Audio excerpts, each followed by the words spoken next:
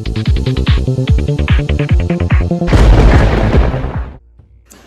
and welcome to the first of the YouTube videos that I'll be sharing.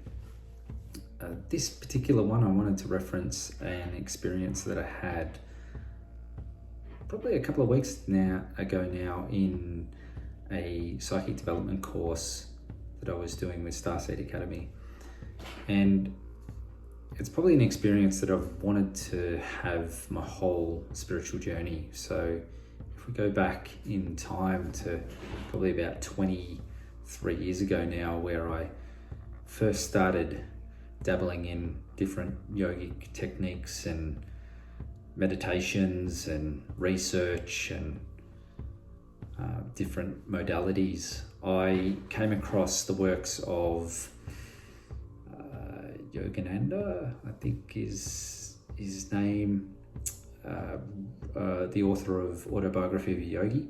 And I remember reading about some of the really mystical experiences that he had within that book and that of his yogic masters and teachers. And I thought, wow, that's something that really inspires me and something that I want to have personally. And I probably didn't realize it at the time, but I was always striving to have that experience, and probably externally, more so than, I'd go inward and meditate, but I don't think I made the realization that it's not a destination that you go to or that you have to strive for this experience. It's something that already exists. And I know you always hear the age-old adage of, well, it's already within you. You don't need to change what is already existing. And part of that is true. And it wasn't until I had this experience that I finally realized that. And it sounds cheesy in a way, but it's what happened in the reality of it all. So years and years I'd spend meditating, sometimes for hours and hours on end. I sit in one position and focus on one thing, and then the mind would always take over and you'd end up somewhere else. And while an element of that is good for training, the focus and the omission of thought, it's sometimes probably not the be all and end all. So yeah, going back for years and years and years, I'd be trying that same thing over and over again, and different meditations that I'd have glimpses of those experiences where, I've achieved oneness or bliss for that couple of split seconds, or sometimes a couple of minutes, sometimes a reasonable amount of time, maybe 5 minutes. And I thought, wow, this is on. My consciousness expanded. I felt like I was one, with the energy around me. But then, after I've experienced what I did in the Psychic Light course, which was an astral experience, it's far different to what I was experiencing in just meditation alone. So, there was a period of time that I stopped practices and went about my physical life. And probably only just recently, within, doing this development course, did I probably reconnect with my spirituality, and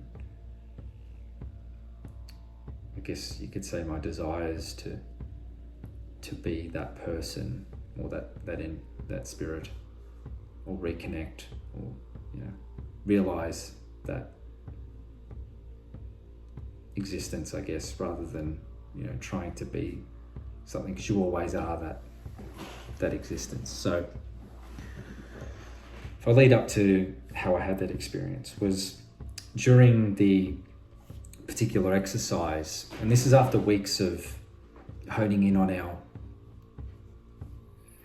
psychic gifts, if you call them that, more so our different faculties, the clairaudiences, the clairvoyance, the clairsentience, etc.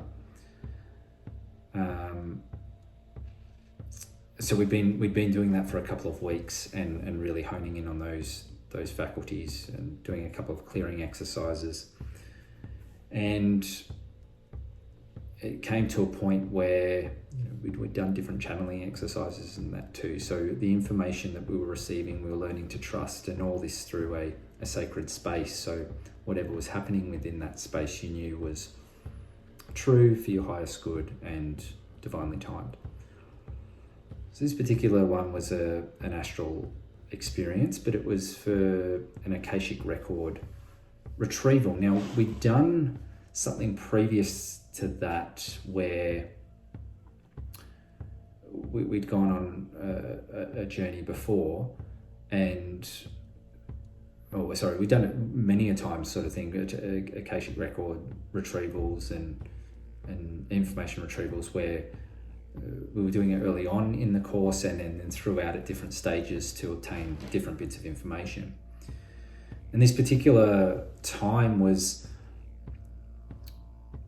we were trying to explore the stereotype of the library or the bookshelf, or where many books are stored on your Akashic records. And that while that is a stereotype, we wanted to, it's designed so that our 3D constructive mind can put things in a category that then we can analyze from that category. So it was just another experiment to see, okay, we've done these let's call them retrievals, these journeys before, and we were obtaining that information. This one was, we were going to the library and we were going to find a book of reference to then explore that particular parallel life, etc. So it starts off, it's an astral experience. So we've relaxed the body, we've gone into set up the sacred space, and we've gone into a meditation sort of, and where the soul is not leaving the body, but it's in multiple places at once. So your consciousness is sort of exiting the body. And so we've gone on a journey with Archangel Michael to the particular library, if you call it that, or hall of books, and we met our Akashic gatekeeper and had to confer with them first. And so I'll take you through the experience from that point onwards. So I've gone into the library, I've opened the door, I've met my Akashic gatekeeper.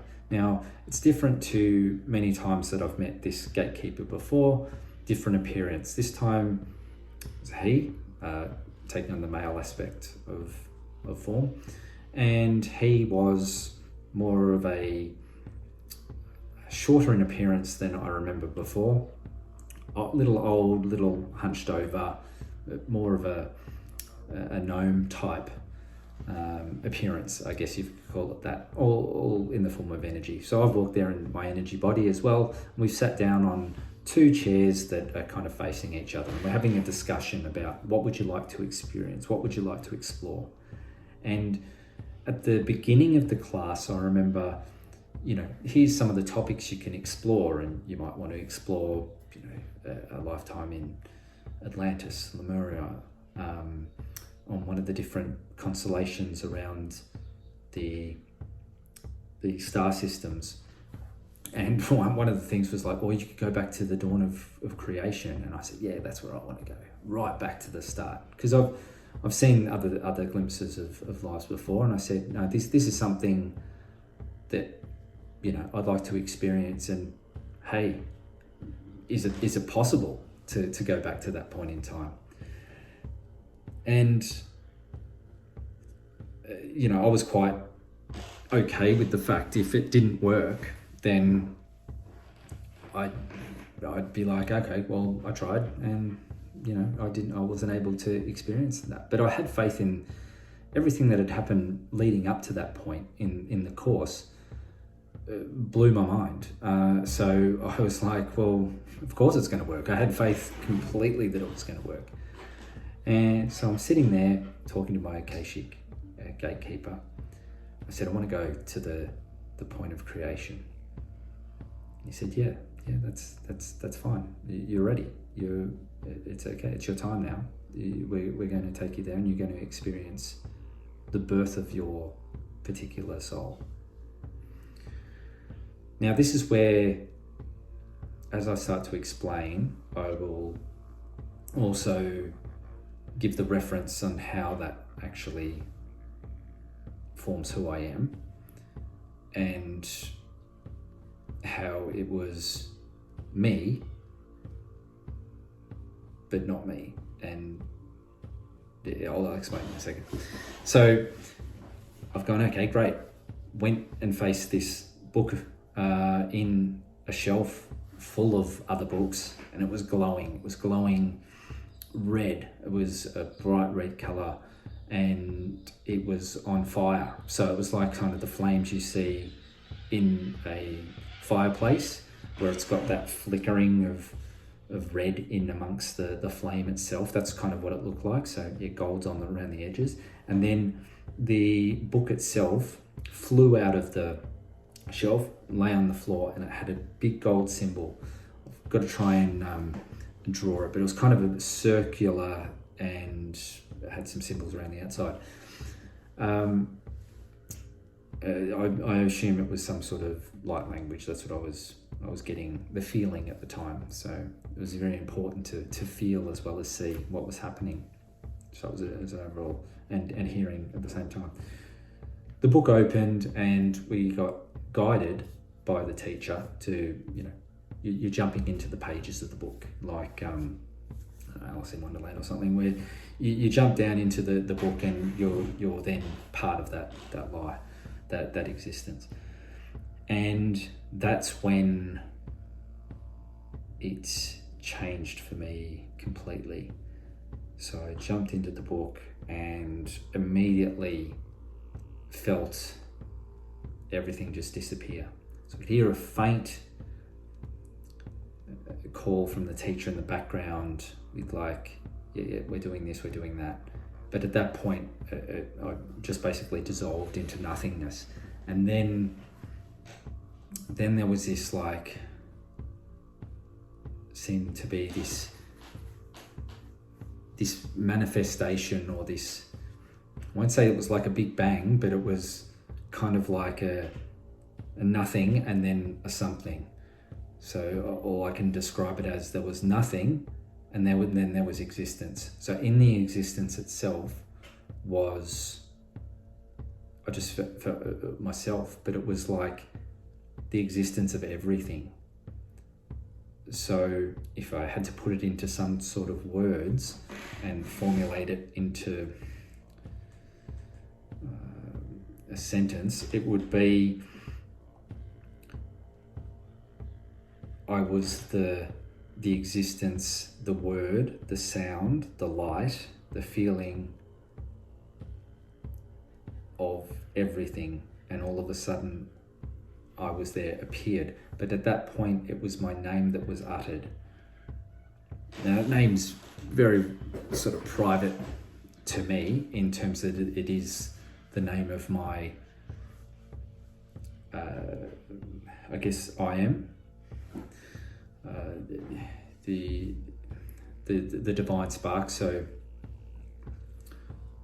for instance, we'll go to something that's known. So if it was the I am of Saint Michael, it would be Michael, and then the name of others, Sananda, stuff like that. It would be those beings. The name of my being is the name of, in actual fact, the name of my oversoul. So this was the creation of my oversoul, which is also me, which is also the creation of everything. So you'll find that once, this was the story of all creation. So the closer you get to the original Supreme Being, you are all part of that. And then there was the separation into etc., etc. So at that point, the creation of me was just the flame or the light, the spark. And the spark knew its existence by the existence of the Creator. So you are one with the Creator, looking at yourself in the image of yourself. So you can say you can reference all these biblical references and all these kind of religious references, and too, there's an element of truth in those when, you know,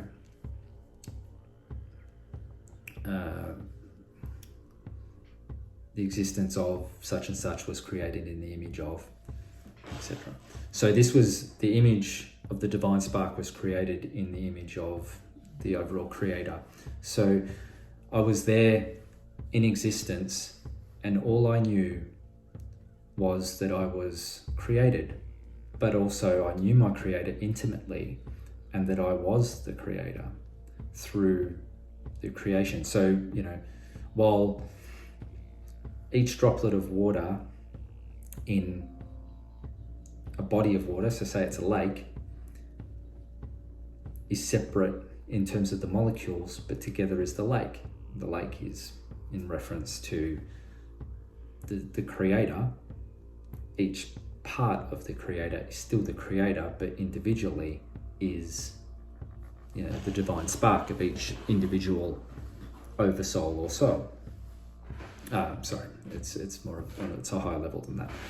But I felt that I was just light, and I was looking around at, there was nothing else, but it didn't matter. There was no form in terms of physicality, like in terms of body. We weren't at that lower dimension yet. It was just the existence of. And it's the sound.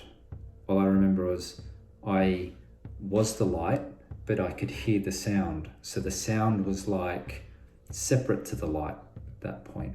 And I could hear, it was like, you know, thousands of monks chanting, or thousands of angels singing. And it was frequencies of different sound, all together and separate at once. So you could hear them separately, but as together. It's pretty cool how your faculties work at that point. You can see the separateness in things, but the togetherness. And at that point, I was saying, oh, what do I feel? There was no feeling. It was above the emotional level. So there was no emotional body. There was no mental, I didn't think there was anything. I didn't think that, oh, I am separate to this. Oh, over there is nothing. Over here is something. It was, there was no thought, no emotion. You knew that you were just in existence, but that your reference was the Creator, and all eyes were on the Creator, like devotion. When in lots of, you know, yogic techniques, and they have devotional practices where you devote, you know, your focus on one thing, you know, either by love or but this was like an unconditional reference to the Creator. It didn't matter that there was nothing else. It was just, that's all that was there, the existence. And couldn't say that I was happy or sad about it, because there was no reference to that. There was no, you know, duality or emotion or thought. There just was. And within that, I thought, well, I've got to observe and actually see what's happening, otherwise there's no point of the exercise. So while, you know, I'm still trying to comprehend this notion of existence in that form and register things that I can take back to the me of the physical body, I've noticed there was like five other lights, or I call them the burning ones, because that's what I was getting. The five lights are the burning ones, and there was only 5 in existence at the time. But at that point in time, there was more being created. But it was like, you are the light and the burning ones and nothing else.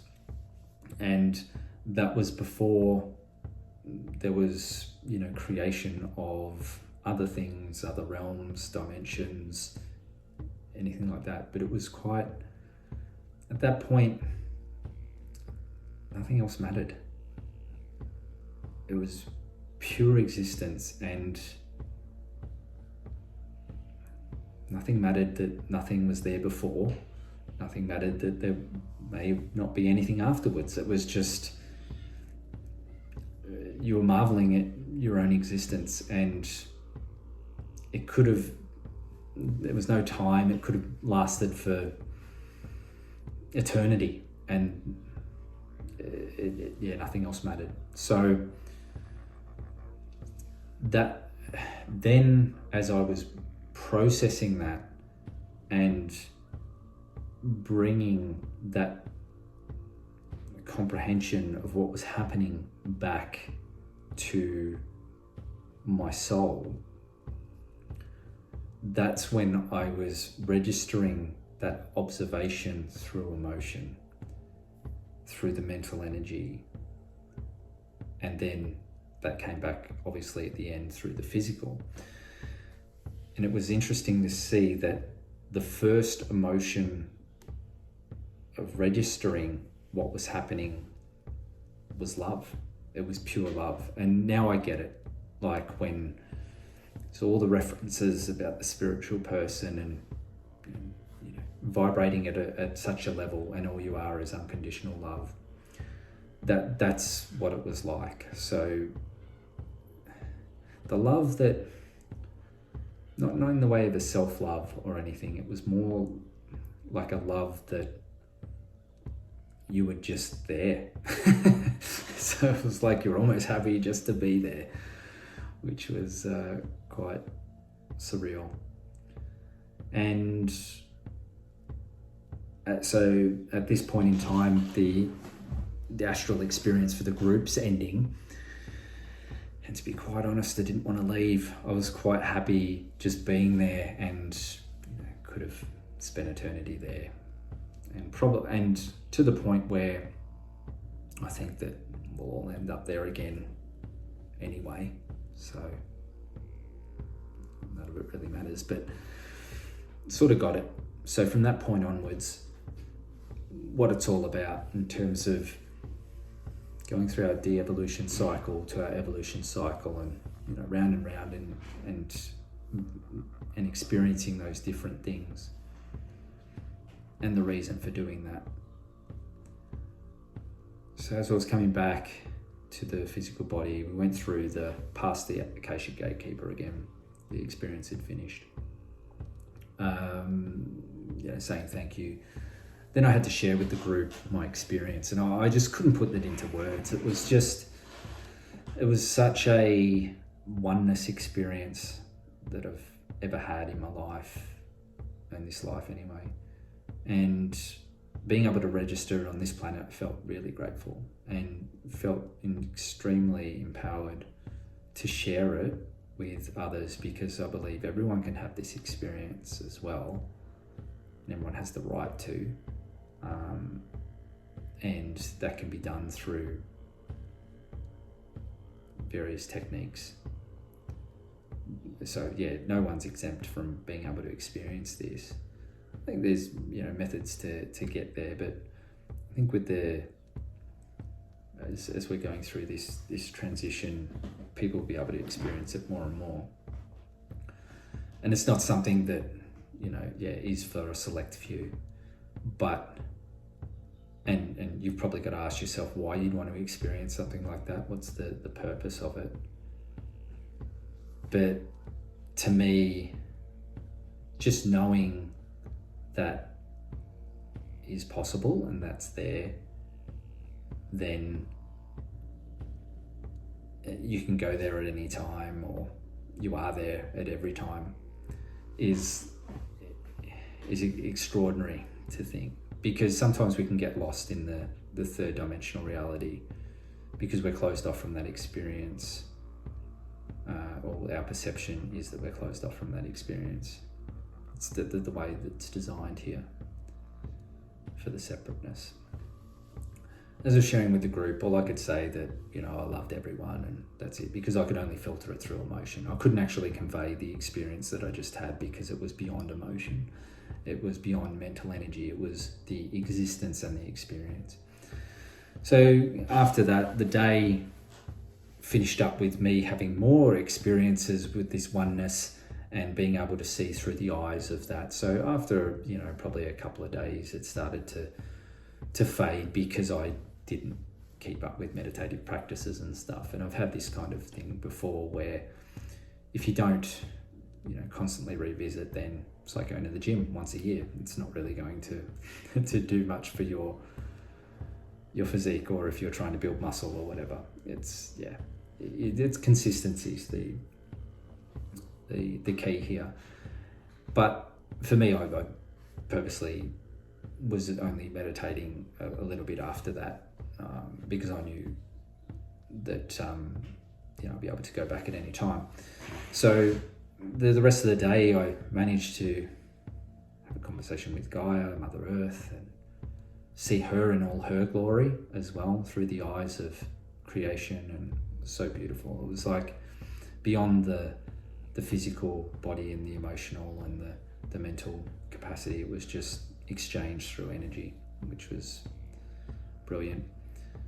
And then decided to go on to research a little bit about what have I experienced? What is that?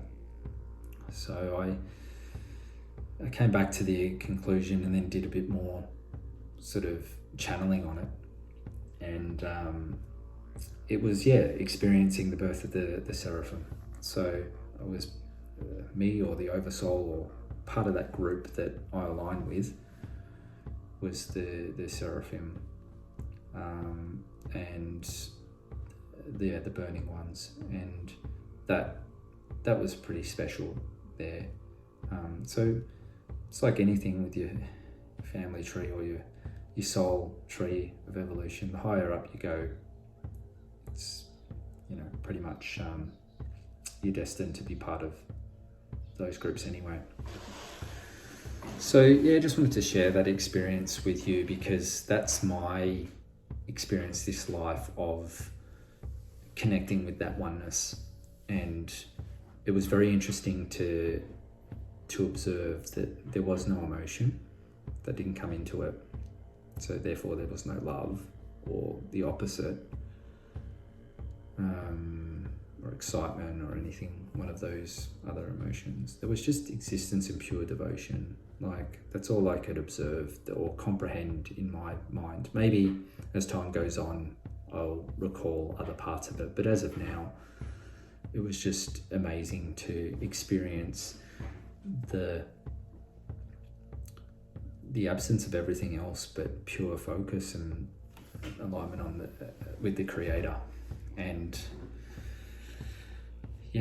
that's what I've brought back from that at the end of the day, no matter what we're doing in this life, and the lives that we've had, we'll have, that are going on at the same time, etc.,